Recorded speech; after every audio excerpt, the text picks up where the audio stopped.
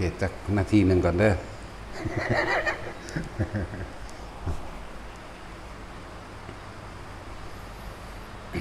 พวกเจอกับ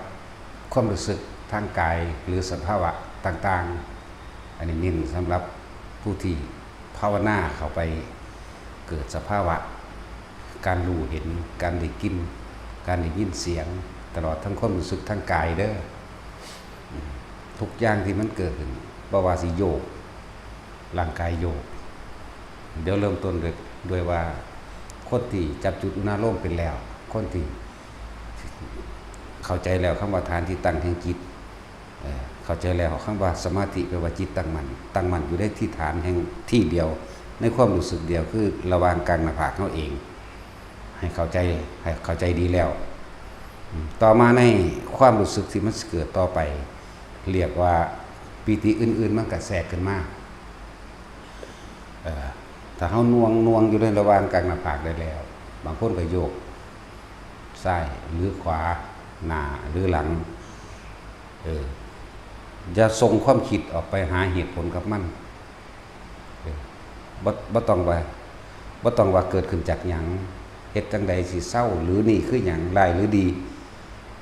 บอกว่าทิ่มเหตุผลใดๆทั้งสิ้นคืออย่าไปหาเหตุอย่าไปซ้อเหตุนั่นหมายความว่าเฮาออกจากความตั้งมั่นได้เด้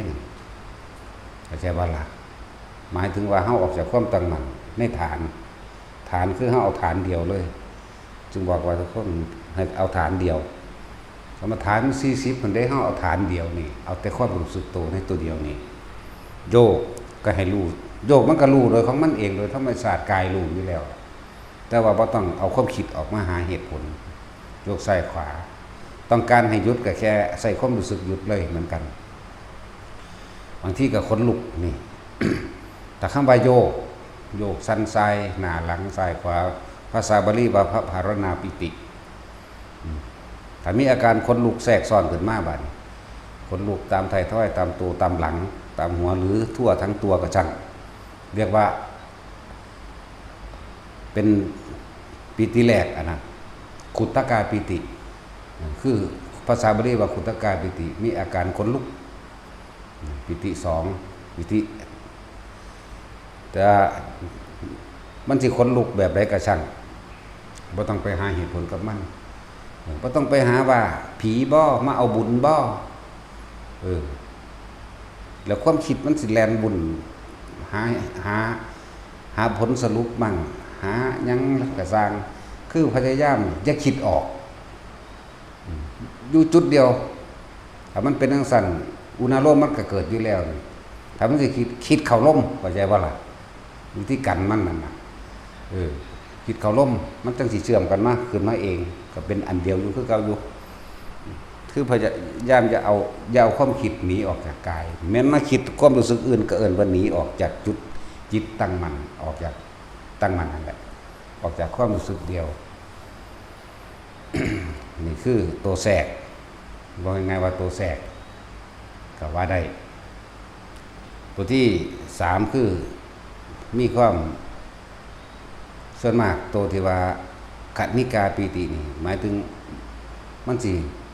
ปลื้มปิติจิตขึ้นมาเกิดความรู้สึกแน่น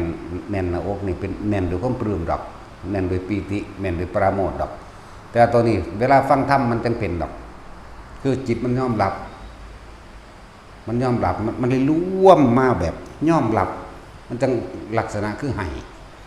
หรือให้ออกมาเลยก็ปล่อยให้โลดอันพวกนี้สิเป็นเฉพาะฟังธรรมแต่ว่าถ้าเฮานั่งสมาธิหรือเดินจงกรมมันสิบ่ค่อยเป็นสิเป็นอย่างอื่นสิเป็นขนลุกสิเป็นโยกหรืออันตัวที่4บัดนี้โอกันติกาปิตินี่คือมีแสงสว่างเกิดขึ้นบ่แม่นแสงน้อยหรือแสงใหญ่หรือแสงอ้อมโตหรือตาเฮาเห็นดิบๆนี่ก็ช่างคือบ่ได้หลับตาเดินจงกรมก็เป็นนั่งมื่นตาก็เป็นนั่งหลับตาก็เป็นแต่เฮาอยู่นี่ให้เน้นมื่นตาบ่ให้หลับตาแต่ว่ารับได้อยู่กับบ่ผิดหยังดอกเพียงแต่ว่าจะให้ทุกคนเห็นแบบบ่ต้องสงสัยมั้ยบ่ต้องส่งความคิดออกมั้ยนั่นแหละบ่ต้องไปสงสัยเห็นก็คือเห็นโลดบ่ต้องว่าเกิดขึ้นจากหยังบ่ต้องว่า เทวดามาเอาบุญบ่แสงพระอินทร์บ่แสงพระพรหมบ่แสงนั่นแสงนี่แสงธงแสงธรรมพวกนี้บ่ต้องไปคิดออกเลย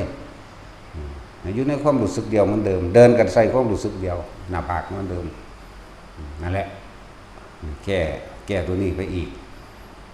ตัวที่5ก็คือตัวอุพงคาปีตินี่สื่อบาลีมันเหมือนกายลอยขึ้นหรืออ้วนขึ้นมันสิเบ่งอึ้งดึงขึ้นรถดอกแบบนี้เดินยืนนอนนั่งเป็นได้ทั้งนั้นแม้กระทั่งมือสะบัดก็เป็นยืนเดินนั่งนอนได้เป็นได้ทั้งนั้นคือเฮานอนนี่เวลามันสิสะบัดปึ้งออกไปโลดเฮาก็ใส่ความรู้สึกของเฮาเองเอามาไว้หม้องเก่านอนแต่แข้งบางที่ก็ใส่แบบเรียบทาบโตบางที่ก็เอาลงมาแบบนี้เวลานอนบางที่ก็นอนเรียบลงเลยบางที่ก็ค้ำหัวค้ำเอาเมื่อสะบัดปึ้งเนื้อกระตุกจังซี่กระหูซื่อๆเด้บ่ได้ไปคิดหยังมันเด้อเนื้อกระตุกตามขากระตุกตามในเนื้อในหนังเฮาเองนี่แหละแล้วแต่มันสิขึ้นหม้องใดดอกแต่เฮาจับจุดเดียวบ่ออกจากจุดเดียวนั่นแหละ ไอ้คำว่าอกกันปฏิกาปิตินี่คือหมายถึงแสงสว่างเกิดขึ้นมันบ่แม่นแค่แสงบางที่มันก็เห็นบางที่มันก็ได้ยินเสียงบางที่มันก็ได้กลิ่นเด้บ่แม่นแค่แสงน้อยแสงใหญ่แสงทุกสีมีเบิดทุกสีแล้วแต่มันสิเกิดขึ้นอันนี้มีว่ารวบรวมมาไว้ว่าแล้วแต่มันสิเกิดขึ้นทุกสีเขียวประกายพึกขาวประกายพึกเหลืองประกายพึกส่วนมากอันนี้บอกตาของเป็นผู้อื่นอาจจะเป็นนิ่มนวลตาอาจจะว่าล่ะเป็นแบบเหลืองแบบนิ่มนวลแบบอธิบายบ่ถูกแต่นี่ว่าประกายพึกโลดเขียวประกายพึกเหลืองประกายพึกหรือแบบทับทิมประกายพึกนะเป็นไปเบิดอย่างเช่นเวลาเดินจงกรมธรรมดานี่แหละแต่เฮาสิได้ความรู้สึกเดียวแสงว่าก็มาใกล้ๆเฮาเห็นอยู่แต่ว่าบ่คิดแล้วก็หลายแสงหลายสีหลายแบบแล้วก็แม่นอยู่ก้อนเดียวเด้อยู่บักหลายๆก้อนเป็นสายมาเลยก็เป็นแล้วก็บักใหญ่ซ้ำผัดลมมันก็ซ้ำเด้แจ้งมาเบิดทีบนั่นแหละตาเฮาเห็นอีหลีนี่เด้ตาเฮาเห็นทางอีหลีนี่แต่บ่คิดบ่นึกหยังเลยกรบแสงเทียนเฮาเบิดเลยว่ามันแจ้งแต่บ่คิดอยู่หม้องเดียวเลยคืออย่าหนีออกจากความตั้งมั่นแต่ให้ทุกคนเข้าใจเวลาเฮาเลิกเดินมาให้เข้าใจว่าวิปัสสนานี่คือเห็นตามความจริงว่าสิ่งนี้เกิดขึ้นแล้วมันก็ดับไปเข้าใจบ่นี่บ่ควรเอาเข้ามาถือเอาบ่เข้าไปยึดเอาว่ามืออื่นให้เป็นแบบเก่ามือใหม่เฮาเฮ็ดอีกต้องเป็นแบบเก่านี่ที่บอกว่าประสบการณ์นี่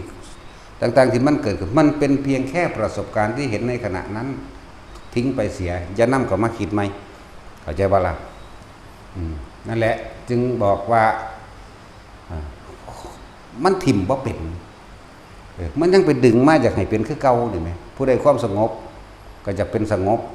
ผู้ใดเห็นแสงก็อยากเป็นเห็นแสงนี่แมั้ยแล้วก็พากันเข้าใจไปอีกเป็นแสงถ้ำแสงหยังไปได้บาดนี่หยุดบ่มีแสงหยังแสงนั้นเกิดแสงนั้นดับเขียวเกิดเขียวดับเหลืองเกิดเหลืองดับประกายพึกเกิดดับทุกอย่างสีทับทิมเกิดดับเท่านี้นึงเด้คือบ่ควรสิดึงเข้ามาเลยคือต้องพยายามอยู่กับคำว่าปัจจุบันอันนั้นมันเป็นของเมื่อกี้นี้ไม่ใช่ว่าล่ะอดีตได้เมื่อกี้นี้นั่นแต่โตเทว่าโอกันประกายปิติบ่แม่นแค่ที่ว่าเห็นโดยแสงดิเห็นโดยภาพเป็นภาพคนล่างๆเหลื่อมๆก็บ่แม่นเหลื่อมแบบภาพโปร่งๆนะคนโปร่งๆถ้าคนเคยเห็นนั่นในหนังจักๆวงๆนั่นแหละเวลาเขาเห็นเป็นเทวดาก็สิเป็นโปร่งๆมากอันนั้นก็เป็นเหมือนกันเป็นเหมือนกันแบบนั้นก็มีแบบคือเฮาถ่ายรูปติดน้ำมันนี่เป็นขาวนวลๆมากก็มีครับ ห่วยมัน6 สีพุ่นแล้วเวลามันแต่ว่าอมอยู่ในอันเดียวกัน เวลามันเคลื่อนไปย้วยไปนี่ปุ๊บเป็นสีขันไผขันมันเลยก็เป็นนั่นคือยังเฮ็ดไว้ให้เบิ่งนั่นแหละนั่นแบบนั้นแหละอยู่ในภาพที่เฮ็ดไว้ให้เบิ่งนั่นน่ะบ่ได้เฮ็ดเอาเด้นะมันเป็นเอาเองเด้นั่นแหละที่ให้อัดภาพออกมาน่ะไอ้เบิ่งเอาซะเฮาบ่ได้เฮ็ดเอามันเป็นเอาเองจักว่าล่ะสั้นมีสุกสีแหละสีม่วงสีเขียวสีเหลืองสีแหล่ๆมีเบิดมีเบิดแต่ว่าบ่ได้ดึงเขามายึดเอาจากอย่างต้องเข้าใจคำว่าทุกอย่างเกิดทุกอย่างดับเมื่อเข้าคือทองอยู่มือเนาะยังหลังสมุทัยธรรมังสัพพันธังนิโรธธรรมมันติดีไหมยังกินจิสมุทัยธรรมังนี่สัพพันธังนิโรธธรรมมันติสิ่งใดสิ่งหนึ่งเกิดขึ้นเป็นธรรมดาสิ่งนั้นก็ดับเป็นธรรมดาอันบุคคลทั้งหลายนี่ไม่ควรเข้าไปยึดมั่นถือเอาว่าเป็นจริงเห็นจริงแต่ไม่จริงเห็นขณะนั้นก็แล้วไปเลยเด้เข้าใจบ่นี่คือให้ทิมความรู้สึกในขณะที่มันเห็นในปัจจุบันนั่นแหละเห็นแล้วก็แล้วไปอย่าดึงเข้ามาตัวนี้แค่ลักษณะคือว่านั่นแหละเห็นจักรอยเถื่อพันเถื่อมันก็ชินชาแล้วก็บ่ได้คอยสนใจคือสิบ่นำเข้ามาเด้เป็นธรรมดาไปเลยคือบ่คิดไหมบ่คิดเข้ามาแต่ว่าเวลาแก้นี่คือแก้ความสงสัยนี่ก็แก้ให้อยู่คือนำประสบการณ์ที่เฮาเป็นเองแล้วมาแก้ให้มันเกิดขึ้นหมู่บ้านนี่ยังสิเอานำมาอย่างมันเกิดอยู่บ่นะนั่นแหละเอามาแก้ให้เพื่อบ่ให้เขาไปติดมันซื่อๆบ่แม่นนั่นบ่แม่นว่าให้เขาไปยึดว่านั่นคือแสงธรรมดวงธรรมดวงหยังเขาเอิ้นเรื่องธรรมมรรคผลว่ะบ่แม่นเด้อมันเป็นแค่มันบ่แซ่อยู่จังซั่นเด้ล่ะเอามันเกิดแซ่อยู่เลยบ่เอาบ่แซ่ก็แสดงว่าสิ่งใดสิ่งหนึ่งเกิดขึ้นเป็นธรรมดาสิ่งนั้นก็ดับเป็นธรรมดาหาความจีรังอย่างยืนบ่ได้แม่นว่าล่ะบัดนี้เฮาอยากให้มันเกิดขึ้นกูจะเอาให้มาหมู่กูเบิ่งกันหน้าแม่นบ่อันนี้เฮาเห็นหลายโพดจับเอาถ้าสิระลึกย้อนหลังมานี่ว่าเอาแสงสีม่วงให้คนเบิ่งกันได้เนี่ยเฮาก็ยังเอามาบ่ได้แม่นบ่ล่ะก็มันเกิดแล้วดับแล้วนั่นมันมีแต่ในภาพไปเบิ่งเอานั่นจังซั่นตัวแสงสีม่วงหรือขาวนวลหรือเป็นโย่งใยหยังก็แล้วแต่เห็นมาเบิดแต่บ่เคยถือเอาจากอันแต่ว่าล่ะมันภาพเทวดาอินพรหมทั้งหลายก็สร้างจักมันสิเป็นหยังก็สร้างหัวมันเด้เนาะ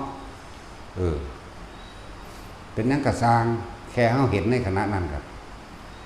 บ่คิดหาเหตุผลกับมันเด้เข้าใจบ่นี่บ่คิดหาเหตุผลเลยนั่นแหละแค่เห็นซื่อๆเวลาเดินจงกรมไปจับจุดเดียวเลยบางทีมันก็ขึ้นมาหัวนุบนาบบางทีก็ขึ้นอยู่นี่ลึกเข้าไปในกลางสมองก็เป็นขึ้นมาหัวก็เป็นคือเอามือเศร้าบางทีมันก็มาอิ่มปลื้มอยู่ในระหว่างทำกลางกว้างๆเด้อว่ามันจุดแคบๆเด้จะจุ้ยจะเป็นตะแค่นี้จะหูอยู่แม่นบ่แต่ว่าเราทางกลางอกกว้างๆเด้กว้างเต็มอิ่มคือหยังนี่เด้โล่งโปร่งเบาคือหยังนี่เด้จังซั่นแหละภาพต่างๆปรากฏขึ้นบัดมีเบิดนั่นแหละนั่งพนมมือใส่ลายสุดตาก็มีแต่เฮาก็บ่ได้เว้าหยังอยากบอกพยายามบ่ส่งคิดออกบ่คิดออกนะบ่ได้เว้าหยังสิว่าสัพเพสัตตาก็บ่ว่าสิขอผลทานบุญกุศลความดีก็บ่ว่าบัดสิว่าเลิกแล้วจังว่าจักบ่ล่ะบ่อุทิศหยังบ่ว่าหยังเป็นสั้นเป็นแถวคือตอนนั้นสิบ่หยังจักอย่างคือบ่คิดบ่นึกบ่หยังบ่ออกนี่จักบ่ล่ะแต่ว่าตอนเฮาเลิกแล้วนี่เฮาจะระลึกปุ๊บมาจำนวนเท่าใดมันขึ้นตัวเลขมันเองก็ใช่บ่มาเที่ยวนี่400,000มาเที่ยวนี่โกดนึงจังซี่แหมมันก็ขึ้นจริงหรือบ่จริงก็สร้างก็แค่นั้นเองบ่ได้เอาไปยืนยันว่าจริงว่าต้อง400,000จริงต้องโกดมาเที่ยวนี่เท่าใดเที่ยวเท่าใดจังซี่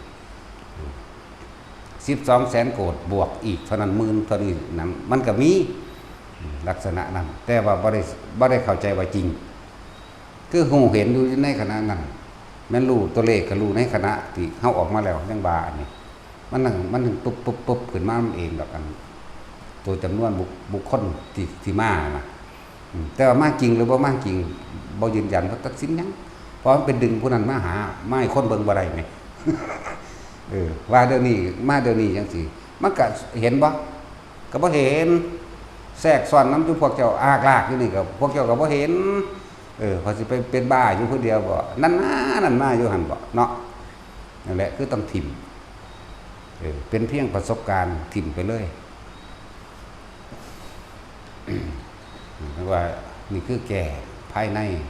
เวลาปรากฏการณ์เรียกว่าปรากฏการณ์เกิดขึ้นอันเป็นภาพอันเป็นเสียงอันเป็นกลิ่นกลิ่นนี่มีทั้งเบิดทั้งหอมทั้งเหม็นจากว่าล่ะเข้ากับรู้ไอ้ยังรู้กับสัญญามันรู้อยู่แต่ว่าบ่นึกปรุงแต่งต่อไปในสัญญาเข้าใจว่าล่ะเหม็นผู้ใดก็จื้อใดตัวเนาะมันเหม็นยังแบบใดมันก็หูอยู่แม่หอมก็เหมือนกันคือเฮาหอมดอกมะลินี่แม่นบ่เห็นดอกเฮาก็จื้อใดตัวเนาะแม่นบ่หอมดอกจำปาแม่นบ่เห็นเฮาก็จื้อใดเลยล่ะว่ามันเป็นดอกจำปาตอนเฮาหอมอยู่นั่นเฮาก็ฮู้ได้ว่าเป็นกลิ่นดอกนั้นดอกนี้แล้วก็กลิ่นแปลกยิ่งกว่านั้นว่านี่ซึ่งบ่มีในโลกเฮาก็ฮู้นะสั่นแต่ว่าบ่นำเข้ามาก็รู้ซื่อๆรู้ถิ่มรู้ปล่อยรู้ว่างอย่างเดียวเลยนี่เป็นแค่คำเว้ารู้ปล่อยรู้ว่างแต่ว่าตอนนั้นมันรู้ซื่อๆอยากบอกมันบ่คิดนี่มันมาเว้าตอนนี้ซื่อๆกินเป็นเหม็นเป็นหอมเป็นถ้าว่าเหม็นคนสิปรุงแต่งได้เนาะผีบ่เปรตบ่มาเอาบุญน้ำกันเด้อเขาว่าเด้ถ้าแล้วคนก็สัพเพสัตตาเวลาฮ้อนตุอภยาปัชชาฮ้อนตุอนีคาฮ้อนตุสุขิอัตตานังว่าเด้เนาะถ้าคนอาหังสุขิโตห่อไม่ว่าขอให้ข้าพเจ้าจงมีความสุขว่าเนาะนี่การแผ่เมตตาเจ้าของก่อนเด้บ่แผ่มันก็ได้อยู่ได้ของมันเป็นอยู่ไหมเนาะจังซั่นแหละแต่ในตอนนั้นบ่เป็นแบบนั้นหมายถึงเว้าตอนนั้นที่เฮาออกมาแล้วเฮาจังอุทิศที่หลังก็ได้เด้อแต่อยากอุทิศแต่ว่าตอนนั้นบ่เป็นตะกี้เฮาก็หลงแบบนั้นแหละตะกี้เดินจงกรมอยู่บ้านตัดพรึบมาคนหลอกหนังอยากว่าแต่เขาบ่เคยเห็นคนหลอกหนังเขาก็เบิ่งสิกระปอมหลอกหนัง แบบเดียวกันเลือดเต็มบ่มีหนังเด้มีแต่พวกมันพวกเนื้อพวกเลือดอาบอยู่บ้าว่าก็โอ้ยอิมินาปุญญกเมนะอุปชัยยาคุณุตราถึงกบัดนี่3 วินาทีคือจังเขาเอาโซ่คล้องกันดึงสากลงในดินปึ๊บถึงดาแต่ที่2มาอีกจังซั่นแหละแต่ว่าแม่นมาต่อกันเด้นั่นอยู่ นั่นแหละจังซั่น ตอนนั้นมันก็คิดออกอยู่ย้อนหลังไปเบิ่งปี45เนาะจักปีแล้วนี่ อยากซั่นแล้วฮะพวกแหละเบิ่งดูนั่นน่ะ20กว่าปีแล้วแม่21 22 23ปีแล้วแม่ที่ว่ามานี่แม่เนี่ยมันเป็นมาตะโดแล้วเด้เนี่ยจังสิเห็นก็เห็นมาเรื่อยๆอยู่แล้วยังว่าตอนนั้นเฮาก็เป็นถือว่าเป็นไม้นั่นแหละถือว่าเจ้าของรู้เจ้าของเก่งพร้อมเด้บ่แม่นธรรมดาเด้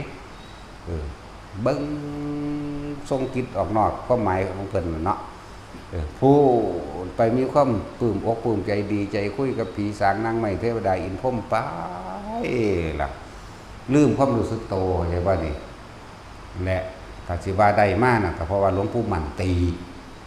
แต่สิว่าตีอีหลีหรือตีอีเหล่นก็ไม่รู้บ่ยืนยันบ่ตัดสินว่าจริงหรือปลอมหรือฝันหรือจริงบอกบ่ถูกคือกันมานอนเป็นหมูเป็นหมาอยู่นี่ตายอยู่นี่บ่ก็ไผเขากกหูนี่แสบักง่าวๆนี่เขากกหูนี่สอดแอวปุ๊บเรียงเด้เรียงตะกกหูทั้งขวานี่สอดมาถิเจ็บแสบปวดร้อนที่ธรรมดาบ่โอ้ยแอนแท้ๆขึ้นเอากระจกมาส่องเบิ่งแม่นอีหลีมั้ยเป็นห้อยแดงครึ่งอีหลีเด้แต่ว่าฝันมันคือเจ็บเนาะแต่ว่าจริงก็คือบ่คือเป็นแบบจังบอกว่าถูกดอก สั้นแล้วเป็นอาทิตย์พุ่นเด้ยังเศร้าจนเข้าใจว่าอยู่ในความรู้สึกโตพุ่นนี้มันจังเศร้าเอาเองนั่นแหละขนาดนั้นแหละมันหูยังเป็นเห็นมันก็สร้างขอให้หูในความรู้สึกโตบ่แม่นเข้าไปลึกสล้ำลึกความหมายเพิ่นนั่นน่ะนั่นแหละจึงเริ่มตั้งมาตะพุ่นเป็นปี45นี่45 46ประมาณนั้นจังตั้งได้บัดนี้เริ่มตะกี้ก็เผลอออกไปดึงเข้ามาเผลอออกไปดึงเข้ามาที่แนะนำหรือบอกแต่ละคนคือเอาเจ้าของเองประสบการณ์เจ้าของเองได้มาเบาคิดไปอีกแล้วเนาะดึงเข้ามาคิดไปอีกเนาะดึงเข้ามานั่นแหละจนจับได้ว่าความรู้สึกโตอยู่เหมือนเดิมแม้นมันสิคิดไปปล่อยมันคิดแต่สังเกตความรู้สึกโตนี่แหละจังได้ตัวนี้มาบอกพวกเจ้าง่ายตะกี้มันบริวาแล้วออกมาแล้วจังมาเบาว่าต่างจากคนฝันเด้ตอนนั้นแบบเฮาหูเฮาเห็นแบบบ่รู้สึกตัวมันเลยมันก็ว่าบ่ต่างจากนอนหลับฝันไปเห็นจังว่าอันบ่ได้นอนหลับฝันเด้มันมีสติรู้โตตลอดบัดนี้รู้สึกโตตลอดบัดก็เห็นไปก็เห็นมีในความรู้สึกโตยังมีอยู่จักบ่ล่ะบ่แม่นคือตะกี้คือนอนหลับไปเลยแบบนอนหลับไปเห็นไหมแบบฝันเปรียบเทียบว่าแบบฝันไปเห็นไหมแต่ทุกอย่างจดจำได้เบิดว่ามันยังได้กระไดคือเก่าภาพที่ในความทรงจำตัวนี้บ่ลืมเลยตาที่เห็นมาทั้งเบิดนี่ได้ตลอดเห็นได้ตลอดเบาเรื่องนี้ก็เห็นเรื่องนี้เบาเรื่องนั้นมันเป็นสัญญาแต่ว่าเฮาบ่ปรุงแต่งต่อดอกนะถึงว่าแก้สภาวะแก้อาการเกิดยังขึ้นกับสร้างทิมให้เบิดหมายถึงสิ่งที่มันผ่านมาแล้วจากบนหลายอย่างปวดดอกจากว่าทุกคนส่งชาติไปเถอะเวลามันเกิดเหตุการณ์อย่างต่างๆส่งชาติไว้หรือจับความรู้สึกในกายตัวนี้ไว้อุณาโลมไว้ผู้อยู่หัวก็อยู่ผู้อยู่ดีก็อยู่ผู้อยู่อกก็อยู่ผู้อยู่ท้องก็อยู่ไป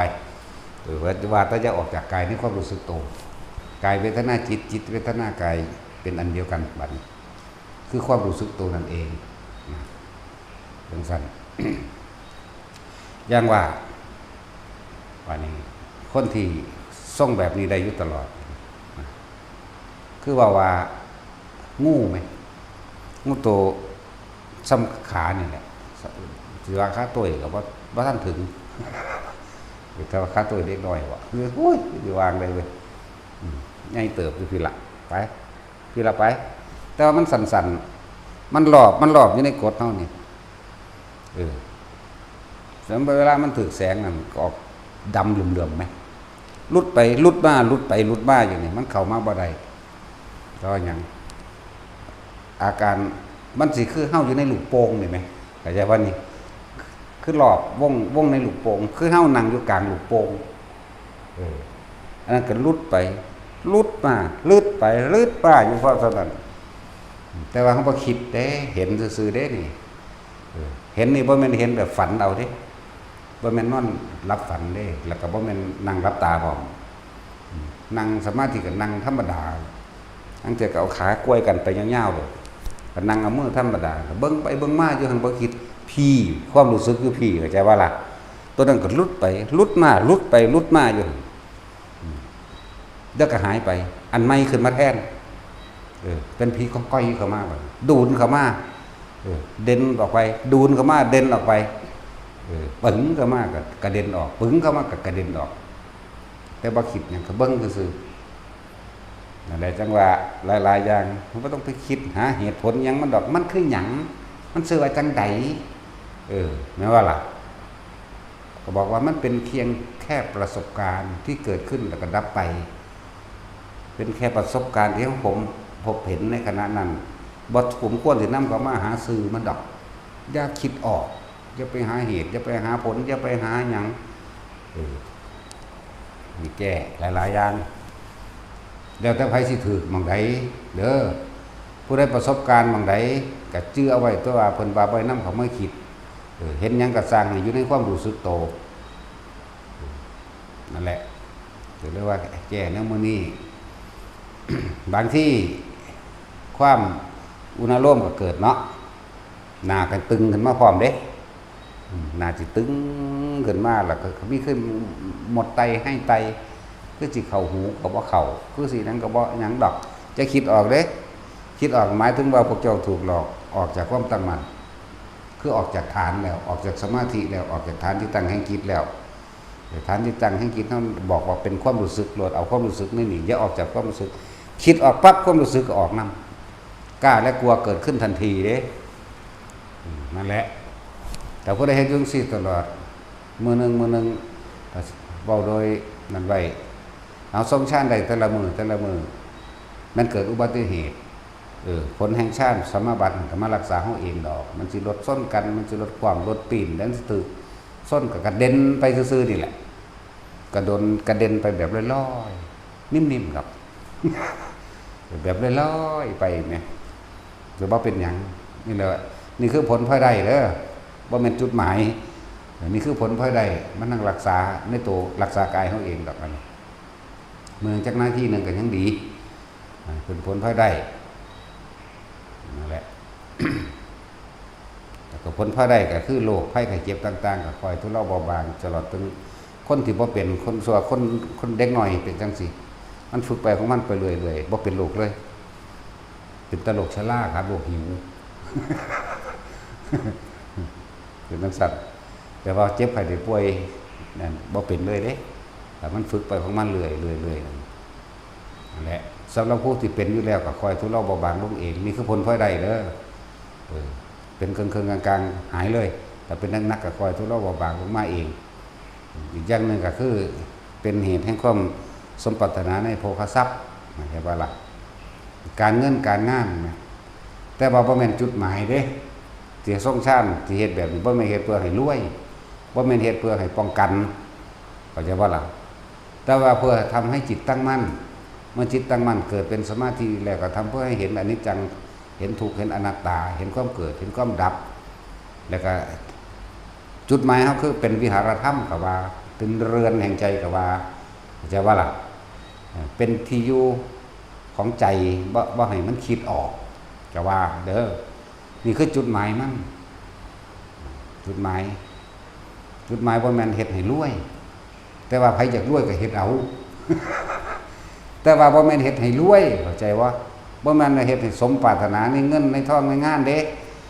ให้พวกเจ้าตั้งใจทำเพื่อให้จิตตั้งมั่น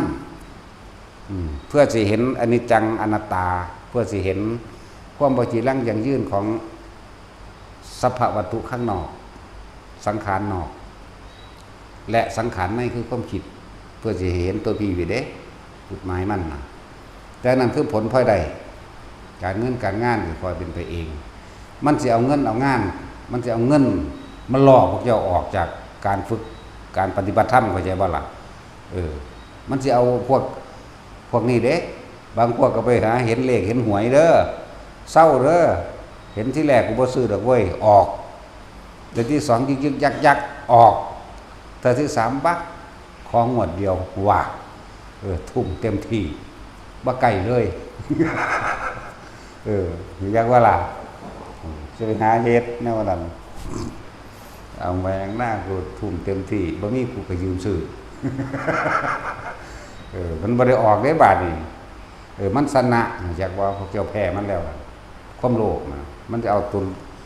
ตัวความโลภความอยากมาหลอกนะแต่เฮาเฮ็ดแบบบ่สนใจคนขายของก็ส่งชานไปเถอะเฮ็ดไปเถอะเขามาซื้อเองดอกขายของหรือยังกันแล้วแต่สิไปสอบสมัครงานหรือพวกนักเรียนนักศึกษาทั้งหลายก็พากันฝึกเอาแต่เรียกว่าผลพลอยได้พวกนี้บ่แม่นจุดหมายคือทำให้จิตตั้งมั่นเกิดความสงบเย็นภายในใจของเองที่ได้จุดหมายมัน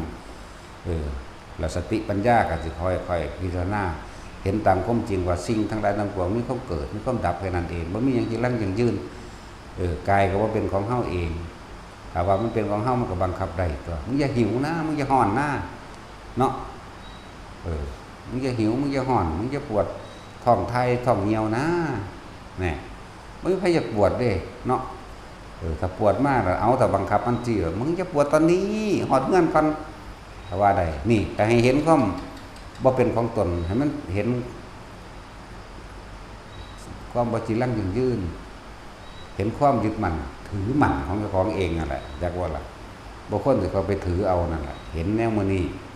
นั่นแหละจุดหมายมันคือตัวพี่หาเครื่องอยู่แห่งใจก็ว่าหลายดอกสภาวะละปรากฏกันต่างๆบางกลุ่มบางคณะ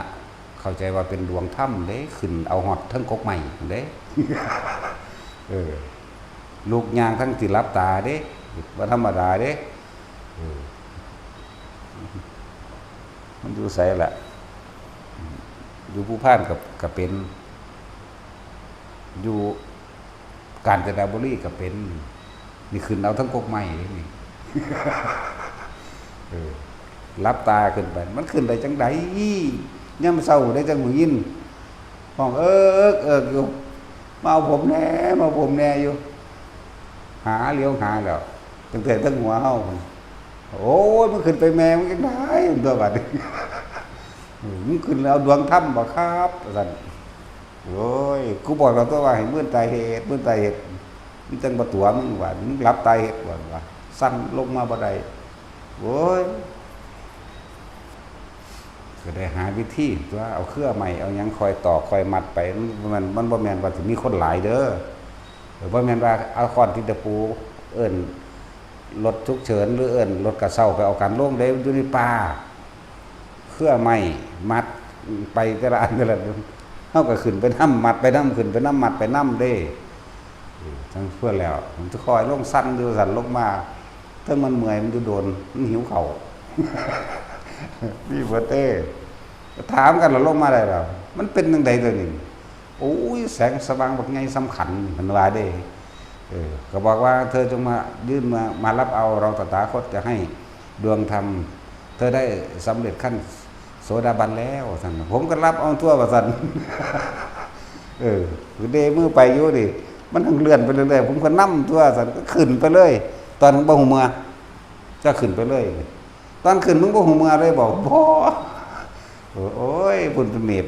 กอดอยู่ซึ่งอยู่งามมันพุ่นล่ะแต่จากหัวคือหยังสูงอยู่เด้อบ่ได้ต่ำเด้คือเอากันลงมาได้เมื่อยคือหยังเสื้อสิไปหาเครือใหม่มามัดธรรมดาว่ะ นั่นแหละไม่นี่เฮาไม่ยาวๆจังซี่บาดเฮากับเกาะฝั่งนี้กับเกาะฝั่งนี้เกี่ยวไปหาพวกใหม่เด้อจักว่าล่ะนั่นแหละเกี่ยวไปหาพวกใหม่เฮาเป็นผู้ขึ้นก่อนเฮาก็ฮู้อยู่แล้วว่าอันที่ขาดหรือบ่ขาดเนี่ยเป็นมัดไปเกาะอันนี้กันนี่ก็เกาะก็ไปมัดกันแน่นๆตึงๆอยู่พุ่นน่ะซื้อว่าสิหาท่อนไม้ได้มันบ่แม่นมีมีดมีขวานเด้มันพอแห้งอยู่เด้เจ้า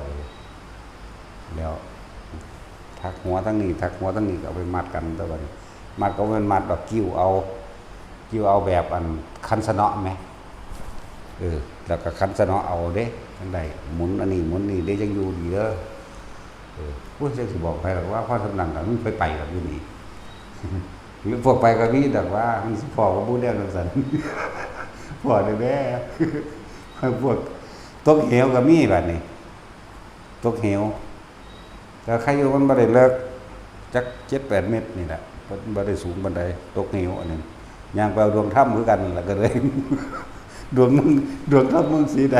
ของผมสีประกายฝึกของมึงสีใดของผมสีเขียวว่าเอ้ยมีเบิดเอาโลด เอาแล้วฝุ่นสีเขียวกองออกๆกันทั้งไตเพิ่นแต่บอกว่าเก็บว่าบาดเจ็บเด้บ่เป็นหยังนั่นแหละเอิ้นว่าองค์แห่งชาติผลสมบัติมันรักษาเองดอกฝึกไปเถอะเฮ็ดไปเถอะนั่นเป็นผลภายได้รักษาเฮาเอง นั่นแหละผลแห่งการทรงจิตออกนอกเรียกว่าไปจริงไปจังกับมันเลยหาวิธีป้องกันให้ทุกคนว่าให้มื่นตาเฮ็ดเด้อพวกเจ้าสิย่างไปก็สร้างตามันก็เห็นทางโดยธรรมชาติของมันเป็นอยู่แล้วแต่ความรู้สึกตัวก็ให้มันมีอยู่ในนี่หน้าผากสิรอดปุ่มไม้สิรอดนางสิน้ำเกาะก็บ่ต้องส่งไปคิดเกาะเกี่ยวกับน้ำหรือว่าไปได้น้ำเด้ความรู้สึกนี่ประคองไว้เหมือนเดิมก็ไปปลดออกเป็นธรรมดารอดงานนั้นงานนี้ ขึ้นเหนียวขึ้นตามผู้ตามผาขึ้นตามโขดหินก้อนหินดึงเครื่องไม่ขึ้นจังสิความรู้สึกต้องรักษาไว้เด้บ่ได้ให้รีบให้เร่งบ่ได้ให้ไปหาจุดหมายบางคนสิว่าสิไปผู้พานจังซี่พุ่นมันเอาจิตไปอยู่ผู้พานดอกเข้าใจบ่ล่ะบ่แม่นแบบนั้นเด้อคนที่เดินทางไปหันไปนี่บ่แม่นไปคาดให้มันถึงเวลาเท่านั้นเท่านี้มื้อนั้นมื้อนี้เด้ทิ่มเวลาเข้าใจบ่ล่ะบ่มีมื้อนี้บ่มีมื้ออื่นบ่มีจุดหมายแต่ว่าอยู่ในปัจจุบันณขณะคือความรู้สึกโตนี่ฟังไว้ดีๆเด้อพอไปถูดงกันเลย ถูดงถูป้ากันน่ะถ้าเวลาเฮาคิดออกจากร่างกายเฮาเมื่อไหร่ออกจากความรู้สึกโตเมื่อใดพวกเจ้าแค่ย้ายที่ทุกข์ย้ายที่กังวลย้ายที่สับสนย้ายที่เรียกว่าย้ายที่อยู่ซื่อๆเด้นแต่มันตายตอนนั้นจิตสิไปตั้งอยู่หุ่นจักว่าจิตมีที่ตั้งคือว่าเอานี่สิไปทำพระเวทเนาะจะไปทำพระเวทนี่เฮาเว้าเดี๋ยวนี้เฮาก็เห็นเดี๋ยวนี้เด้นี่เพราะว่าเคยไปมาแล้วมันหูจักอยู่แล้วแหมมันก็อยู่ในสัญญาความจำจากว่านี่สิไปทำพระเวทบางใดเฮาชินเฮาก็เห็นปึ๊บโลดดีๆมันเห็นขึ้นก่อนสิเว้าตัวล่ะจากว่าล่ะมันเร็วขนาดนั้นเด้สัญญานั่นนั่นแหละบัดนี้คนตั้งไว้พุ่นเด้มันย่างไปทั้งเมื่อยทั้งหอนอย่างว่าล่ะทั้งเมื่อยทั้งหอนทั้งหลายย่ำใดแม่งหอดคำก่อนซะเนาะโอ้ยมองใดเนาะคิดไปเด้บ่แม่นบ่ถูกเด้อพวกทุกดงนั่นน่ะพวกย่างไปนั่นน่ะอยู่พี่อยู่หน้าผากของพี่ไปซ่าๆนี่บอกแนวทางว่าบ่ได้ออกมันสิถึงหรือบ่ถึงก็ช่างมันพอเฮาบ่คิดออกจากความรู้สึกในกายของเฮาเองบ่ออกจากหน้าผากเฮาเองนั่นแหละเป็นแบบนั้นเพิ่นบ่ได้ให้คาดคะเนในอดีตหรืออนาคตอีหยังให้อยู่ในความรู้สึกตัวปัจจุบันก็บ่มีสำเร็จแต่อยู่ในความรู้สึกตัวแต่ว่าเพียงแต่ว่าเว้าฟังเข้าใจซื่อๆได้นี่ว่าอยู่ในปัจจุบันเด้อลมหายใจเด้อหน้าลมเด้อหน้าผากเด้อเด้หัวเด้อผู้อยู่หัวหน้าอกเด้อก็ผู้อยู่หน้าอกท้องเด้อผู้อยู่ท้องอย่าออกจากจุดนั้นจุดเดียวจิตเดียวความรู้สึกเดียวคนน่ะว่าขนาดนั้นแหละผมอยากว่าเข้าใจจุดเดียวจิตเดียวความรู้สึกเดียวจะออกจากตัวนี้ถ้าความคิดออกมันออกเอานำเลยเด้จักว่าล่ะความคิดออกไปนึกไปปรุงไปแต่งไปเลยมันนำกันออกไปเลยแล้วก็สิมีพอใจบ่พอใจเลยล่ะว่าเวลาคิดออกไปหาคนหาสถานที่ลักษณะมันจังว่าให้ฝึกแบบมื่นตาเห็นก็มันเห็นตาดีๆนี่แหละแสงยังร้อยมากกับสารหอดจับเบิ้งคนเด้แบบบ่คิดจักบ่ล่ะจับเบิ้งแบบบ่คิดว่างไปหอดต่อมาอยู่เนี่ยมาเศร้ากับยังอีหลีในน้อยถอยปลายมือก้อยนี่ก็มีสีเหลืองอำพันสีชมพูแก่ๆจังซี่นะมีอีหลีเลขที่ได้7-8ก่อนขอรอกกระแลคือขี่ม้าขี่กระต่ายพวกเจ้าเลยเข้าใจว่าของวิเศษลูกแก้วพญานาคนะว่าสายขี้หินเนาะขี้หินสีซื่อๆได้ดังนั้นอยากว่าล่ะสั่นแหละมันบ่ได้เงินบ่ได้สะอ่อนเลยบักใหญ่มากจับเอาไว้อยู่2ก่อนอยู่พอคนได้เบิ่งก่อนใหญ่ๆอยู่หรอกถ้าว่าแก้ววิเศษก็มึงโดนบรรดาท่องให้กูเดี๋ยวนี้ก็บ่เห็นมันออกมาไหมทุบทิ่มแล้วอีกอันนึงบ่เห็นแมงสิได้หยังกับก้อนดินตะปูตีโป๊กแตกก็เป็นแก้วธรรมดานี่แหละก้อนดินตะปูตีแตกเลยกูเห็นว่าแมงสิพิเศษจังคนเป็นบ้านะมึงนี่บ่ว่าเด้มันแท้บ่แม่มันก็อยู่ตะมันคนมันเป็นบ้าเอาเองคิดเอาเองว่าเอาเองเนาะมันก็อยู่ตะมันสั่นแหละนี่เยอะแยะเจ็บเดี๋ยวนี้ก็มีหังบ่เจ็บคนเป็นบ้าจังสิมาหยังเว้ยทองคำมาเนี่ยเอาแมงเบิดบัดกูเอาแน่อันนี้ย่านแต่มันบ่มาหรอกล้มโลกเลยเนาะเอาแน่อันนี้มากูจะเอาไปขายขายมาเห็นคนอยู่ดีกินดีเนาะแต่เสือกบ่มาจักเทื่อนะแนวจังซั่นมาแมงยังภาษาหินขอหลอกกะแหล่เนาะ ขายได้ไหมกับไพ่อย่าบอกให้ไปหลงไหลนี่นิมิตต่างๆเด้อนิมิตกลิ่นก็เหมือนกันแล้วไปหาเหตุผลมันหูอยู่ในสัญญาว่าหมิ่นมันหูอยู่ในความรู้สัญญาความรู้สึกว่าหอมว่าหมิ่นว่าหอมเห็นยังกระสร้างมันก็เห็นตามนั้นไปจะไปคิดออกได้แต่คิดออกย่านเด้บางทีมาเปื่อยๆคนหลอกหนังเรียกว่าละมาเปื่อยๆดูพวกดอกคนหลอกหนังมาดูบัดนี้ก็จะโอ้เขามาเอาบุญจะพึ่งวาตอนนั้นเศร้าตะกอนจักว่าเราจังมาตั้งใจใส่เลยนี่มันก็เป็นเอกตากิจคือเก่าได้มาตั้งใจใส่นี่ตั้งใจอุทิศนี่ใจว่าล่ะมันก็เป็นอารมณ์เป็นหนึ่งคือเก่าได้นี่วิตกก็หมายถึงว่าอาจจะคิดถึงบุญที่เคยทำเรียกว่าคิดถึงท่านศีลเนคขมะก็ว่าไปไล่มาจนถึงแด่สรรพสัตว์ทั้งหลายมันหลายตะกี้เจาะจงอยู่ตะกี้เจาะจงว่าท่านผู้นี้มั่งเจาะจงว่าซื้อนี่มั่งเจาะจงเป็นซื้อคนมั่งถามซื้อเขาว่าซื้อมันก็เจาะจงมั่งแต่ว่าเดี๋ยวนี้บ่เจาะจงสรรพสัตว์ทั้งหลายไม่มีที่สุดไม่มีประมาณทุกหมู่เราบรรดามีแล้วแต่ไผสิได้หรือบ่ได้ก็สั่งบ่ได้ไปหวังผลว่าไผสิได้หรือว่าได้มันหลายอย่างซั่นแหละ มันเป็นว่ามันสิได้ทั้งเบิดดอกและแก้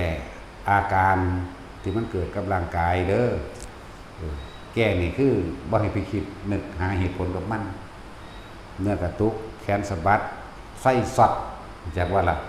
สอดก็มีเด้ผู้ใดเคยสอดบ่บางที่หัวมันหนักๆอึ้งๆเด้อเป็นคือยังหัดเข่านี่พอพามันเป็นแบบนั้นพวกเจ้ายิ่งเพ่งยิ่งจ้อยิ่งนักอกนักใจก็มันนั่งหัดเข่าเลยจากว่าล่ะก็ต้องไปสนใจตัวนั้นให้ใส่วิธีนี้แย้มปากน้อยๆจากว่าเราสูดลมหายใจเข้าลึกๆขนลุกสู้ซ่าขึ้นตามไถ่ถ้อยตามกระมับบัดนี้แล้วก็ปล่อยลมออกซ่าครั้งที่สองก็สู้ขึ้นอีกครั้งที่สามก็สู้ขึ้นอีกสัก3 เทื่อมันก็คลายของมันเองแล้วก็จับจุดอ่อนๆเอาหังเคร่งหังเกร็งหังต้นมาโดดเด้โตนขึ้นเราได้มองนี่คือยังสิโยดออกนี่เด้เข้าใจว่าล่ะต้องสั้นวิธีแก้แย้มปากจักน้อยสูดลมเข้าทั้งปากมันถือวื้อขึ้นนี่ดอกบัดข้างนี่ถ่ายถ้อยแน่ขมับแน่วืดขึ้นบางทีก็คนลุกทั่วโตไปพร้อมเด้แต่คนเด้อแต่วิธีแก้ก็คือแบบนั้นให้จับอ่อนๆจะเข้าไปเลิกที่บอกว่าจะเข้าไปลึกหลายคมปิติเอาไว้ได้เพียงครึ่งๆกลางๆนะสั้นพวกไฟซอดก็เหมือนกันเด้อพวกไฟซอดเฮาเอาผ้าห่มกวมหัวนี่เอามือกรีดแตกพากๆเด้เรียกว่าล่ะผ้าห่มนาโน่แม่น้อยบ่หาตานาโน่ดอกว่ามันก็สุแนวล่ะบางคณะแม่นเลียวคุบมือขีดจังซี่เฮ็ดวงกลมจ้าเป็นน้ำเฮาได้ขีดไปขีดมาก็เป็นไปอะไรวิธีแก้ก็ใส่แบบเดียวกันเด้อหั่งเคร่งจับคนจังสิสอดลงแล้วอันนี้เฮาบ่สอดดอกมันจะฟ้ามือเลยอันนี้อันนี้บ่สอดปัวอันนี้สั่นแล้วใส่แบบเดียวกันสูดลมหายใจเข้าลึกๆแล้วคลายออกลึกคลายออกสัก3 รอบแล้วก็จับเบิ่งนี่สอดอีหลีเด้นี่แต่เป็นคือเฮาออกจากจับประตูนี่แต่เปาะซะเจ้าของเด้เป็นคืออันแม่งงอดเวลาเฮาสอบถือกันนั่นแหละมาโดดเด้ลักษณะนั้นนั่นแหละถ้าเฮาแตะเบิ่งถ้าเอาทางนี้แห้งเด้เอาทางหลังมือด้วยแขนแห้งแต่ถ้าเอานี่เอาแตะสักกันตัวมันที่เป็นดูดดอกเอาทั้งฝ่ามือนี่เหมือนกันกับไฟฟ้านั่นแหละอันนี้มันรับสัมผัสเร็วเนาะทั้งหนามันรับสัมผัสช้าอยู่เพราะมันหนาเนี่ยแตกพอแปะเลยมันแตกตูมเด้ แต่พอแปะนิดหน่อยนึงดอกมันตูมเป็นระเบิดเด้บ่เป็นแบบนั้นต้องเบาไว้ พวกปัญญาอ่อนหลายโพด นั่นแหละลักษณะนั่นก็คือสูดลมหายใจเข้าลึกๆสังเกตมันบ่ได้สังเกตยากหรอกวือขึ้นรถดอกอันพวกนี้อันนี้มันก็คลายออกแล้ว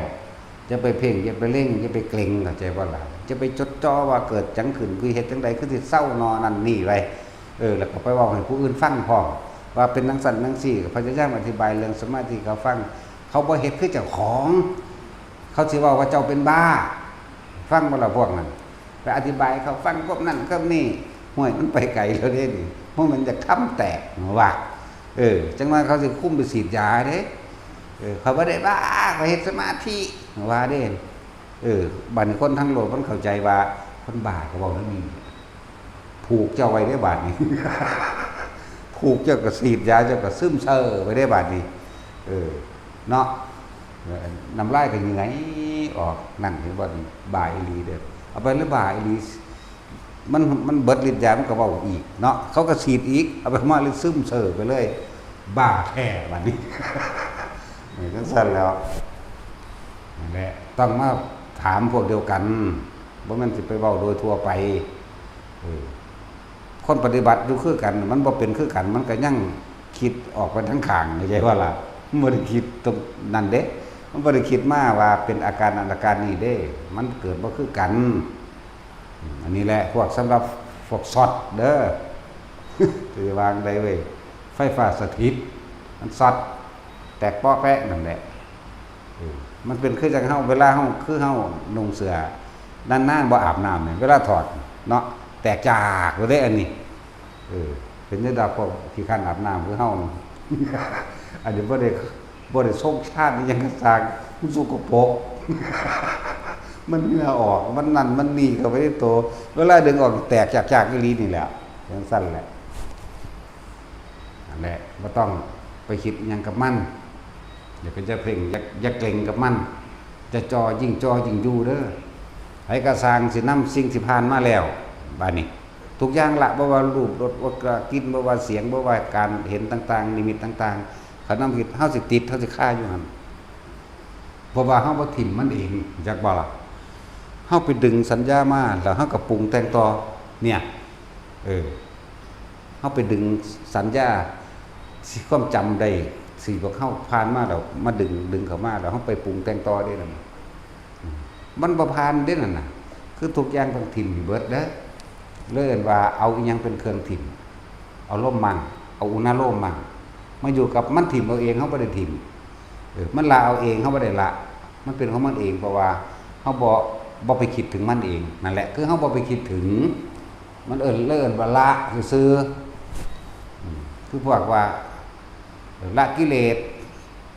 สักกายทิฏฐิต้องอย่างนั้นอย่างนี้บ่มีต้องกันแล้วกันนี่เว้ามาภายหลังซื่อดอกไม่ต้องตัดสักกายทิฏฐิวิกิกิจฉาศิรพัตตุปามาปฏิฆากรรมราคะนี่รูปราคะอรูปราคะมานะทิฏฐิอุทธัจจะและอวิชชาต้องละต้องขาดต้องอย่างนั้นอย่างนี้บ่มีต้องกันแล้วกันบ่มีคิดกันแล้วกันขอให้อยู่ตรงนี้เถอะมันเอาเองจักว่าล่ะอันนั้นเป็นวิธีการสื่อสารเพื่อเกิดความเข้าใจเด้อบ่ได้ไปถือหลักสูตรแต่ก็ต้องอาศัยหลักสูตรอังบ่ได้ถือหลักสูตรใจว่าล่ะบ่ได้ถือตำราแต่ว่าก็ต้องอาศัยตำราบ่ได้ถืออาจารย์แต่ว่าก็ต้องอาศัยอาจารย์ตำราและอาจารย์เป็นผู้นำให้ซื่อๆแต่ว่าเฮาต้องประสบการณ์ตัวเองพี่ของจริงเฮาเข้าใจบ่ล่ะก็ต้องอาศัยกันธรรมดาเป็นเครื่องย่องและสอดสู้กันกำลังใจก็ว่าไปหังบ่ให้ติดประสบการณ์ของไปของมันอันนั้นน่ะมันบ่คือกันนี่แหละจังหวัดนำมาแก้ให้พวกเขาป่าเขาดงมันทางนี้ดอกสภาวะปรากฏการณ์หรือบ่เขาป่าแต่ว่าเขาปฏิบัติของเขาเจ้าอยู่แล้วนะเขาเจ้าก็เป็นของเขาอยู่แล้วเดินจงกรมไปจับจุดเดียวบางทีมันเป็นคือเฮาคอยสูงขึ้นตกใจเด้อุ๊ยคือเป็นแนวนี้นั่นออกหลักจักบ่ล่ะมันซ้ำเก่านั่นแหละ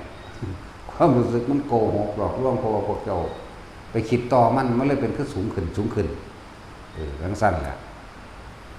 สำหรับประเภทบางประเภทมันเข้าฌานก็มีเด้เป็นความรู้สึกคือเฮาถึงหัดโตนี่ดอกเวลาคนสิเข้าฌานตอนเดินจงกรม เขาชั้นซีมันเขาเอาเองเราก็ไม่ได้ตั้งใจเขาหรอกตั้งใจว่าได้พอของพวกนี้ตั้งใจคือเจตนาในการคิดละคิดตั้งหากคือว่าคิดตั้งหากมันที่เขาไปของมันแต่ว่าความรู้สึกตัวเขาสิรู้อยู่เป็นฮัดเข่าหรอกเป็นค่อยๆตึงๆเข่าฮัดเข่านิ่งปึ๊ดไปเลยบัดนี้ยืนขม้ออยู่หันแหละอันนี้เว้าให้ฟังคือยืนขม้อมันบ่ฮู้ขม้อหรอกอยากว่าล่ะพุ่นมันเป็นอีกแบบนึงมีสติรู้อยู่ว่างๆโปร่งๆบ่มีหยังเลยใสติงลิงแบบหูยุบนะแม่นแสงสว่างจ้าดอกสำหรับเฮาใส่คำว่าอยู่หม่องนึงโล่งๆโปร่งใสไปเลยล่ะนะบ่แม่นใสแบบเฮาเห็นก้อนหินคือหม่องที่เฮาเห็นเรียกว่าอากาศบ่มีหยังผ่านพาเลยแม่แต่ว่ามีอันรู้อันนึงอยู่หั่นอยู่จักบ่ล่ะมันมีตัวรู้อยู่หั่นแหละรู้ว่าโล่งรู้ว่าโปร่งรู้ว่าว่างรู้ว่ากว้างไกลออกมาแล้วได้จังเว้ามันสิไปเว้าในหันใดเด้เพราะมันหยุดแล้วจักว่ามันหยุดเวลาเบิดทุกอย่างแล้วในตอนนั้นมันหยุดคักแล้วความรู้สึกก็ขาดออกจากร่างกายเลยพุ่นมันก็ออกมาเอาเองดอกมันมีผู้ใดตั้งใจเข้าได้ออกดอกเป็นใหม่ๆนอกจากผู้เพิ่นชินผู้เก่งในชาติสมาบัติต่างๆเพิ่นเฮ็ดได้จังซั่นแหละคือเพิ่นแสดงฤทธิ์จังซี่เพิ่นก็ชาติ4ก็ถอยออกมาซะก่อนจังไป3เด้เข้าไปได้แข่งกำลังมันเต็มที่ซะก่อนนะบ่ได้เห็นตอน4ก็แล้วกันมาโอ้ยจะสิเว้าเรื่องหลักการมันซื่อเนาะตั้งแต่1ก็มันเอาได้เถอะนามันแปลว่าหาจัง4หายังหาเนาะฮอดสมาบัติ8บ่ไปก็พอสำนั้นแหละหลักสูตรมันก็เว้าไปซื่อๆแหละฮู้จักคือดอกพอสำนั้นแหละไปเลยนี่คือแก้วิธีการและอาการหรือปรากฏการณ์มันเกิดจากเสียงบางทีเกิดเสียงสวดมนต์เสียงสารพัดเสียงนี่ดอกเสียงฮือๆฮ่าๆเสียงขึ้นนกเว้ากันเสียงผีเว้ากันเสียงคนเว้ากัน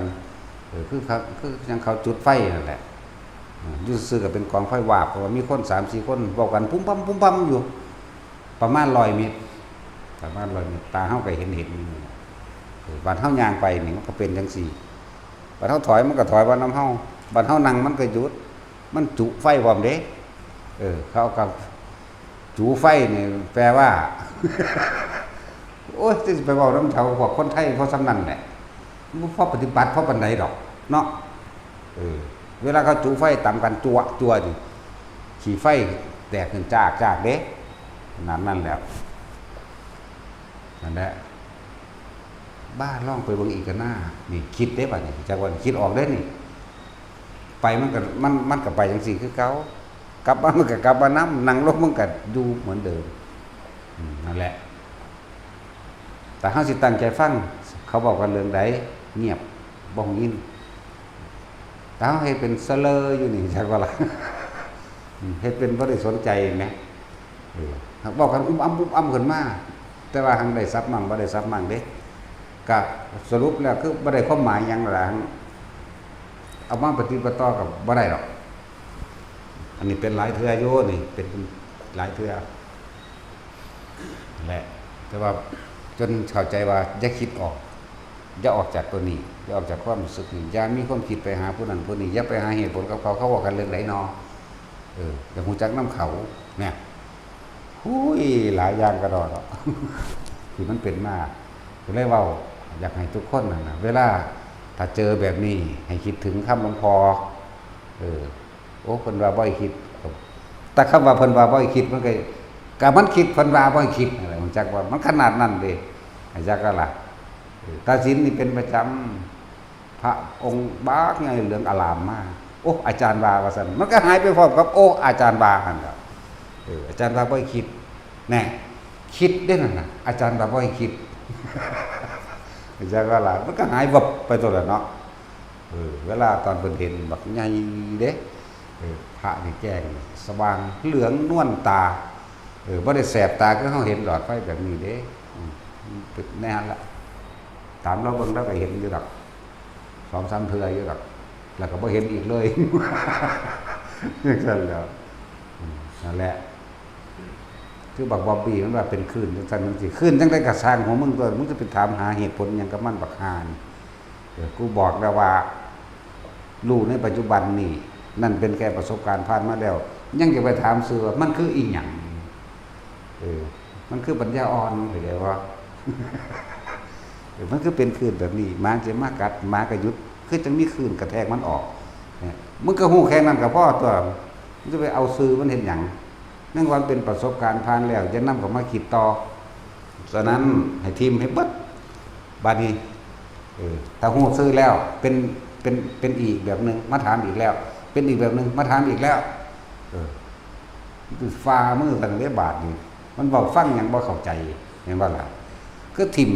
มจะมาหาสื่อหาเสียงกับมันชินในการคิดเห็นบ่นี่ตัณหาแห่งกุศลเข้าใจบ่นี่หาความรู้เอาไว้ความอยากซ่อนความอยากเข้าใจว่าล่ะเข้าใจว่าล่ะบาดนี้มันเลยสิคิดเป็นอันใดก็มาถามเป็นอันใดก็มาถามเขาตอบได้เบิดนั่นแหละภาษาซัมมอนี่เนาะบัดนี้เป็นนั่นอีกแล้วเอาแปลว่าเรื่องเป็นภาษาถิ่มบ่เป็นมันเป็นประสบการณ์เกิดขึ้นในขณะนั้นแล้วมันจื้อได้เบิดนั่นแหละอันสิ่งที่มันเกิดขึ้นกับเฮาจริงๆนั่นแหละแต่ว่าไปสัมภาษณ์กันเราเองซัดเป็นดังเทื่อ2เทื่อนึง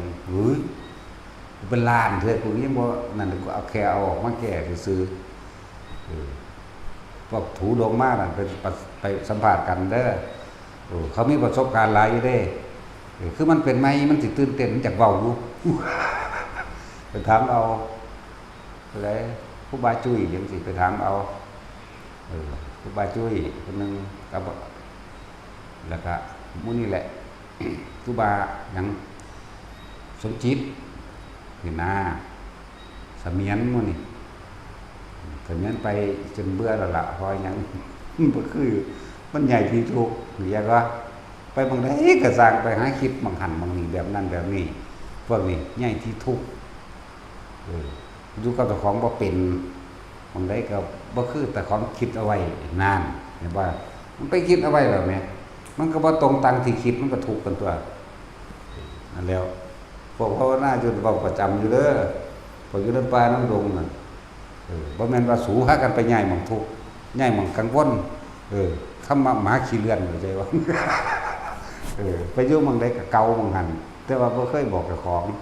อุ๊ยหม่องนี้จื้นโพดอุ๊ยหม่องนี้บ่ดีอุ๊ยหม่องหันบ่ดีแล้วหมาขี้เลื่อนก็เป็นคั่นเก่าขี้เลื่อนใส่หม่องหันหม่องนี้มันก็หนีไปเรื่อยเนาะนั่นคั่นล่ะว่าจะออกจาก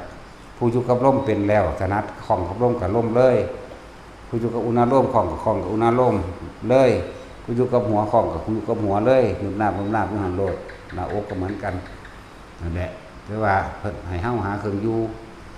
เพื่อให้จิตตั้งมั่นมันจิตตั้งมั่นแล้วมันเห็นสิ่งทั้งหลายทั้งปวงเกิดขึ้นดับดอกเห็นความบ่จริงลังอยู่ยืนมันนั่งเห็นดอก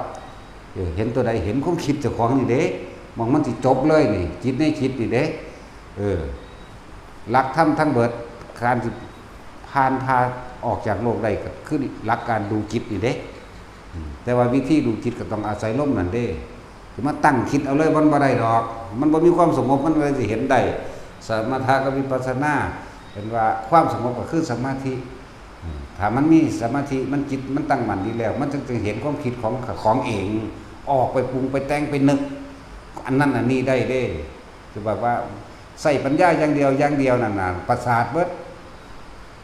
พวกใส่ปัญญาเก่งๆดูบ่ได้พวกคิดเอานั่นน่ะเหมือนกันกับพวกว่าแต่ของรู้หลายนั่นน่ะโอ้ยศรัทธาแห้งอาจารย์สอนตรงสติปัฏฐานสี่กายเวทนาจิตธรรมปฏิจจสมุปบาทบวชได้อาทิตย์เดียวนึงผัดทิมพากูซ้ำบักหามเอ้ยทั้งสั้นแล้วไปเที่ยวสอนคนไล่สอนคนธรรมดาว่ะมาก่อนมาฟังข่อยก่อนโอ้ยนั่นแหละพอคิดเอาจักบ่ล่ะมันบ่มีเครื่องอยู่ตอนนั้นน่ะมันคิดถึงอยู่ดอกแต่ว่ามันบ่มีเครื่องอยู่มันบ่นิ่งพอมันต้องพิจารณามั่งเข้ามั่งพิจารณามั่งเข้ามั่งก็พิจารณาคือพิจารณาเองสมัย จังซั่นแหละแต่ว่าที่แรกก็อาศัยวิปัสสนึกไปก่อนนึกจนลงโตเข้าใจแปลว่าท่านเข้าของจริงซื่อเพราะท่านเป็นวิปัสสนานึกก่อนการได้ยินได้ฟังเป็นเหตุการคิดยังว่าอยู่ได้ซั่นก็นึกคิดตัวนั้นน่ะเมื่อการนึกคิดเป็นเหตุให้การสรุปผลแน่โอ้เป็นแบบนี้เข้าใจอยู่แต่กูเฮ็ดบ่ได้มันเฮ็ดบ่ได้แล้วมันทันมีความสงบมันทันมีความตั้งมั่นจังซั่นแล้วสองอย่างกันคู่กันสมถะวิปัสสนานั่นแล้วสมถะหรือสมาธิเนี่ยอันเดียวกันต้องให้จิตตั้งมั่นเสียก่อนจึงจะเห็นอย่างเห็นความคิดเจ้าของนี่เด้อันอื่นๆนั่นน่ะมันเป็นเครื่องประกอบจิตเท่าที่ทุกอย่างเกิดจากจิตทุกอย่างร่วมที่จิตเกิดกับจิตบ่เกิดกับจิตจักว่าล่ะเกิดกับจิตบ่เกิดกับจิตจิตกับผู้รู้กับจิตอันเดียวกันนั่นแหละบาดนี้ถ้าเจ้ายึดเจ้าก็เที่ยวเกิดถ้าเจ้ารู้ซื่อคำว่าจิตเป็นแค่คำเว้าสื่อสารให้ฟังคำว่าจิตคำว่าใจเป็นเครื่องสื่อสารเว้าให้เกิดความเข้าใจซื่อๆได้เขาก็จึงบอกว่าจิตกับความคิดนั่นแหละเฮ็ดจังได๋เจ้าสิหยุดคิดได้มาหยุดคิดได้เจ้าถึงใจบ่มีรูปร่างมีตัวตนดอกใจนั่นน่ะก็ว่าไปนั่นแหละมันเป็นสื่อสารก็สั่นแต่บ่ว่าจังซี่ก็จักสิวางไหนนั่นแหละหลายอาการแต่ละคนมันบอกเบิดหรือยังบ่ทันได้เบิดดอกเนาะบ่เบิดแล้วแต่มันสิคิดออกมาได้มันเดี๋ยวแต่มันสิพูดขึ้นมาสัญญามันจริงที่เฮาผ่านมาแล้วเฮาทิ่มเบิดแล้วเดี๋ยวแต่มันสิพูดขึ้นมา อาการโยกอาการสั่นก็รู้จักแล้วล่ะแก้แบบใดเห็นบ่ล่ะการช็อตมื้อนั้นอาการตึงหัวหนักหัวต้นๆมื้อนี้เฮ็ดแบบใดบ่ได้ก็บอกแล้วนิมิตต่างๆก็แค่เห็นซื่อๆนั่นแหละเพราะว่าสิเทศเท่าใดพวกแม้กระทั่งพระพุทธเจ้าพุทธเจ้าสอนธรรมะเรื่องนั้นเรื่องนี้จะเสื่ออยู่ซื่อๆโลดเด้อย่านำออกมาว่าแบบนั้นแบบนี้อย่าไปยืนยันตัดสินเด้จักว่าล่ะขนาดนั้นพุ่นเด้ประเภทรับตาเห็นนี่นะโอ้ยอย่ามาเว้าซ้ำนี่มื่นตาเบิ่งพุ่นหลายเทื่อพร้อมลอยออกมาองค์นั้นบ่ธรรมดาบ่ตาดีๆนี่เด้อุ้ยมันกิ่งกระดอนตาเฮาเห็นอยู่นี่แหมแต่ผู้อื่นเสือกบ่เห็นนำเฮานี่แหม เลยเว้าอยู่ผู้เดียวเข้าใจว่าล่ะก็บ่เห็นว่านั่นซึกไว้แล้วซอยแหน่สิฆ่าผมซอยแหน่มันจะฆ่าผม เมื่อใดมันเห็นพระพุทธเจ้าโอ้ยมาปลุกตั้งตี 3พุ่นโอ้ยกูนอนแหน่พุ่นแล้วตั้งแต่6 ทุ่มส่งกาแฟมาไว้มาใส่อะไรจากปลุกเฮามาเว้าให้ฟังเรียกว่าล่ะมันเกิดความปลื้มปิติดีใจว่าบาดมือผีมากันคือพากันแล่นบัดนี้โอ้ยเนาะ มันสั่นตัวเพราะว่ามันเชื่อมันถือมันเข้าใจว่าจริงจักว่าล่ะเมื่อเข้าใจว่าเห็นพระพุทธเจ้าจริงเห็นผีก็จริงคือกันบัดนี้นั่นมันออกไปคิดเห็นพระพุทธเจ้าก็ให้เห็นโลดแต่อยู่นี่คือเก่าเห็นผีก็จะออกไปคิดอยู่นี่คือเก่าถ้าบ่คิดแล้วกล้าและกลัวเกิดขึ้นไม่ได้แต่คิดนี่กล้าและกลัวเกิดขึ้นพอใจไม่พอใจเกิดขึ้นถ้าคิดใจว่าล่ะถ้าไม่คิดเนี่ยพอใจแล้วไม่พอใจเกิดขึ้นไม่ได้มันก็สักแต่ว่าเห็นซื่อสิ่งทั้งหลายแล้วนั่นเป็นแค่เครื่องปรุงเครื่องแต่งเกิดขึ้นแล้วก็แค่ดับไปมันบ่แซ่อยู่จังซั่นใจว่าล่ะคือว่าดึงเพิ่นมาให้เฮาเบิ่งนำแหน่คือบ่จูงแขนงอมๆมาแหน่เนาะแล้วเว้าอยู่ผู้เดียวนั่นแหละเขาก็ชอบเบิ่งอยู่เว้ยเขาเดินนั่งคุบเขาลงเอาแล้วบัดนี้เว้าเขาพระพุทธเจ้าแล้วพระเจ้าข้าอย่างนั้นพระเจ้าข้าดีสู้เอ้ยสู้แนมดีๆเด้อว่าพ่อผูกก็ผูกเด้แม่นอีหลีบัดนี้กลางเว้นนี่เด้ว่ามันกลางคืนเด้นี่เขาเดียวโอ้ยมันมาแล้วหรอหุ่นห้องวักเลยก็ว่ามนเข้าประตูครัวเขาล็อกไว้เขาย่านคนไปหาหลักเอาเขาแล้วก็บนเข้าประตู2บนเข้าประตู3เขาก็ได้ก็บอกกันกับผู้ไปอ้อยเอาไปพูดว่าแล้วจังซั่นแล้วบอกว่าอย่าคิดนำอย่าออกอย่าคิดให้อยู่หม่องเก่านี่ความหมายเฮาเข้าใจกันแล้วว่าให้อยู่นี่มันจะยืนยันอย่างไอ้นี่ได้อาจารย์เอาแบบว่าอาจารย์บ่เห็นสัมผมไปได้บาทนี่ มันเลยว่าอาจารย์บ่เห็นซ้ำเพิ่นก็ดีแล้วถือกันละกูบ่เห็นหยังดอกถ้าเห็นกูสิเป็นคือมึงแล้ววะ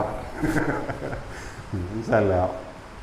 หลายอย่างนั่นแหละคือบ่ฟังความเพิ่นผู้เพิ่นผ่านมาก่อนก็เห็นแล้วจังซั่นผู้เพิ่นผ่านมาเบิดแล้วพวกนั้นงูใหญ่มันเพิ่นผ่านมาเบิดแล้วแต่ของว่าได้เห็นมันงูซ้ำหลายก็นั่นอีกทุกประเภทซ้ำแหมประเภทแปลงร่างประเภทกินนารีประเภทผู้สาวงามนั่นคักห้วยก็พอผู้สาวงามมันอยู่บ่แก้ผ้านำกันบ่ส่วนตัวหลายก็ดอกแนวมันไปคิดออกก็มักพุ่นแล้วผู้สาวงามมันบ่แม่นใส่เสื้อผ้าเด้มันแก่เด้มีแต่งามๆเด้บัดนี้เฮาก็จับแมงอีหลีแล้วมึงว่าแมงอยากเสร็จกูโลดแล้วมันเลยบ่กล้ามาให้เห็นเรียกว่าล่ะเอาสมาทาน